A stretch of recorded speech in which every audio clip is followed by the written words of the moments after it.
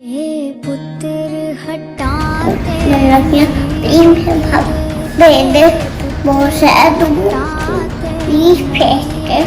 दोस्तों, इमरान खान के बहनोई हफीजुल्लाह नियाजी के घर सफे मातम बिछ गया। कप्तान के प्यारे जानिसार को दुनिया फानी से रुखसत कर दिया गया। इस वक्त पूरे मुल्क से हसन नियाजी के चाहने वाले गहरे अफसोस का इजहार कर रहे हैं, जिसमें इमरान खान ने भी जेल से गहरे दुख और सदमे का इजहार कर दिया है और अपने प्यारे के लिए मगफरत की दुआ भी कर दी है। दोस्तों, जैसा कि आपको पता है कि हसन नियाजी इमरान खान के भांजे होने के साथ साथ एक बहादुर और निडर वकील भी थे, लेकिन इनके बारे में सोशल मीडिया पर वायरल होने वाली खबर ने इमरान खान को भी रोने पर मजबूर कर दिया है। इस वक्त पूरे मुल्क से लोग इजहार अफसोस के लिए इनके घर नजर आ रहे हैं। शहादत से पहले आखिरी वीडियो तेजी से सोशल मीडिया पर वायरल हो रही है। किस तरह बुज़दिल ताकतवरों ने तशद्दुद करवा कर मासूम साल शहीद हुआ और उसने जिस तरीके से उसको मिलिट्री इवन उनकी मुलाकात नहीं करने दी,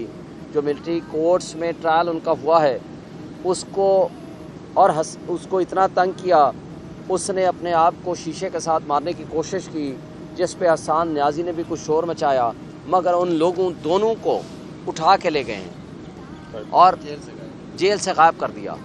तो ये जो तर्ज अमल, ये जो तरीक़ाकार है, ये किसी सिविलाइज सोसाइटी में ये कहीं नहीं होता।